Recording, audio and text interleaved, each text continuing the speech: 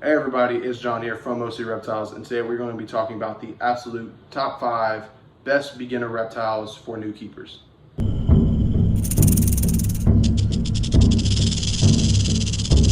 So starting off with this list, we're going to start at number 5 being ball pythons. Ball pythons only getting between 3 to 5 feet. You might have the occasional 6-foot snake. Are real manageable with their size though. Their enclosures don't need to be too huge.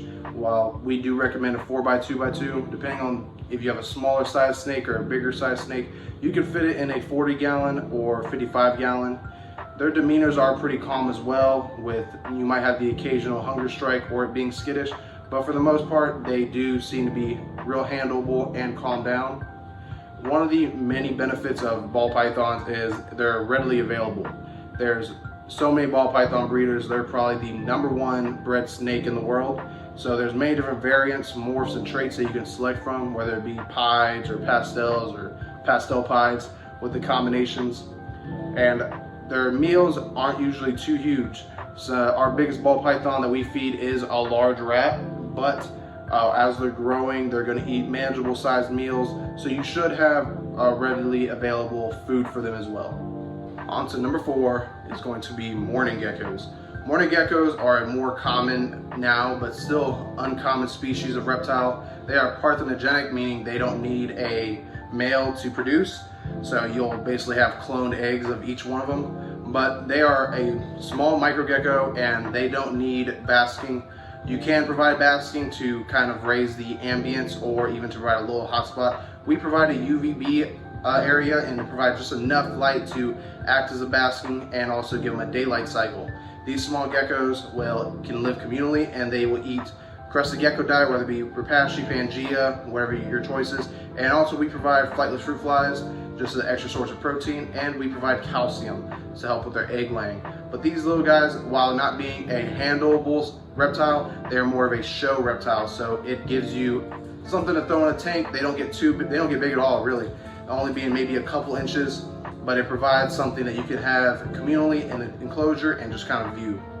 Now moving on to number 3, we're going to go with another snake, which is being corn snakes.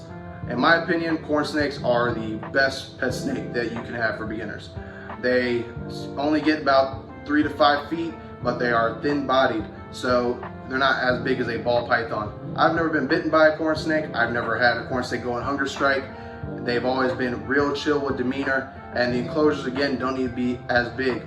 We provide for our bigger corn snakes a 4x2x2, but you can still get away with a grown corn snake being in a 40 or 50 gallon tank. Now with them being so calm, they do real good for children or education programs. We use them a lot for the younger kids, and never having a hunger strike and never being bitten by them, I have really no worry that they won't do good for you. Now moving on to number 2 is going to be a different type of species, but we're going to go with viper geckos. Viper geckos are also a micro gecko species that are more arid. These guys can also be kept communally with all males, all females, or you can have females and males. You just got to watch out for the size tank and make sure there's not any aggressive behaviors going on. But for our pair, we keep them in a 10-gallon tank, and it provides them with enough space. They are insectivores, so they'll eat things as pinhead crickets, maybe very newborn dubias. We also occasionally give them super small newborn mealworms, which provides the extra little protein and snack for them. They do require a basking, and you can give UVB. I've heard that it's not required, but we give it just for the extra benefit. These guys are real calm. While handling isn't encouraged just because of their size, they don't bite. I've never been bitten. I've never even seen them open their mouths when I pick them up. But so they can do good with handling, but again, because of their size, just watch out for that. We don't want to harm the animal. Now, going to the last, number 1, which I believe is the best reptile of all time for any new keeper or even existing keepers, is going to be crested geckos. Crested geckos are a new Caledonian gecko that are manageable size. They get maybe, including the tail, maybe the size a little bit bigger than your hand. They can be kept at room temperature. They don't need a basking light unless you're in like a real cold state and you can't keep it, above 70. Their UVB requirements is not needed, but it is beneficial to provide something like a shade dweller from Arcadia, just to give them that little extra benefit. We feed them Pangea and Repasha, we mix it up, but you can also go with your other Crested Gecko diets. And we also provide dubia roaches and crickets dusted in calcium about twice, maybe 3 times a week. These guys are incredible with handling. We've had a few mishaps with being bitten, mainly by Tarzan, as everybody knows him. But besides that, Crested Geckos are real easy with kids. Now, the only true problem you have to worry about is their tail. If they get too stressed out, they will drop their tail, but it doesn't harm them anyway to drop their tail. It just, because they're scared. It doesn't grow back, but it heals up. Their enclosures also don't need to be too big. We give 18-24s for our full grown, just because that's what we prefer, but you can also get away with 12, 18, depending on your preference.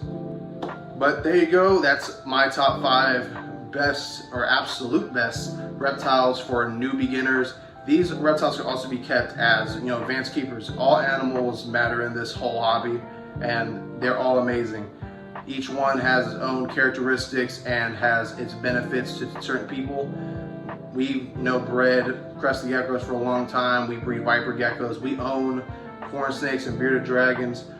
Even mourning geckos, we breed those, not intentionally, but just because we have a lot of females, with them being all female species.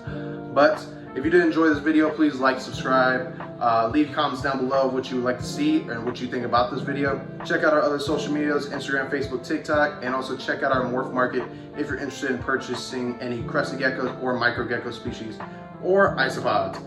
But thank you again for watching, and we'll catch you next time.